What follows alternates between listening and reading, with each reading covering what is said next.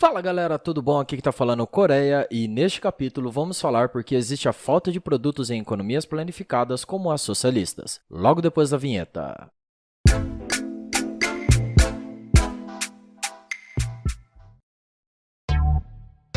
Após a Segunda Guerra, houve um alastramento de economias planificadas em todo o mundo, não apenas na Europa, mas também nos continentes asiáticos e africanos. Com o passar do tempo, mobilizar matérias-primas e produtos dentro desses países tornou-se um grave problema, gerando assim escassez constante de produtos e serviços básicos. Entregas atrasadas eram a regra, e quando elas aconteciam, quantidades abaixo do esperado e qualidade baixíssima faziam parte da entrega das indústrias governamentais, potencializando ainda mais o dito problema. Isso fez com que o gap de produtividade entre esses países e os que tinham liberdade econômica aumentasse profundamente. Ao perceberem que o sistema centralizado não funcionava, alguns governos tentaram fazer algumas reformas no planejamento, como a Hungria, que implementou certas concorrências em 1960. O objetivo era criar um ambiente onde haveria inovação e garantia de pleno emprego aos trabalhadores. Porém, apesar de melhorar no primeiro momento, a escassez e a ineficiência permaneceram. Ao tentar entender o que aconteceu, o economista János Kornai investigou seu país, a Hungria, para tentar resolver o problema.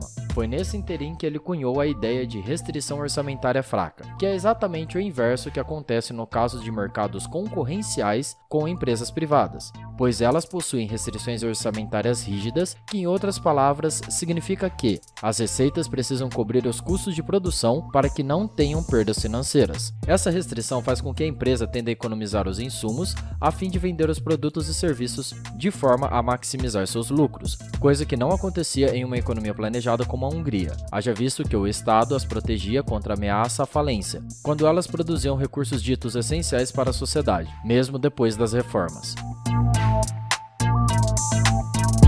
Com uma restrição orçamentária fraca, as empresas não precisavam cobrir os custos com a receita, pois elas podiam exigir recursos a mais para o governo, criando uma procura excessiva pelas matérias-primas, mas que gerava escassez devido à ineficiência, obrigando ao que Kornai chamava de substituição forçada, onde as pessoas compravam a segunda opção de qualquer produto que eles queriam devido à falta da primeira opção.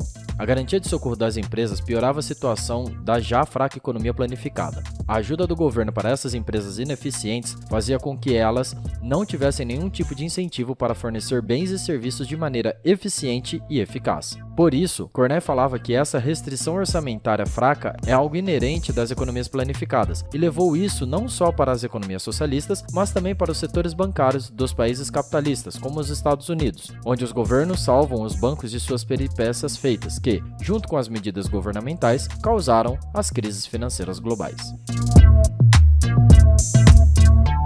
E assim terminamos esse nosso capítulo. Falamos como as economias planificadas têm um problema de restrição orçamentária fraca que faz com que os incentivos corretos não sejam aplicados, mas não restringindo-se apenas aos países socialistas, mas também aos capitalistas que garantem que determinados setores sejam salvos pelo governo, como o setor bancário e automobilístico americano. Se você ficou com alguma dúvida, deixe sua pergunta aqui nos comentários ou no nosso Instagram, @coreia_com_k, que farei o máximo que puder para conseguir responder. Até o próximo capítulo e tchau!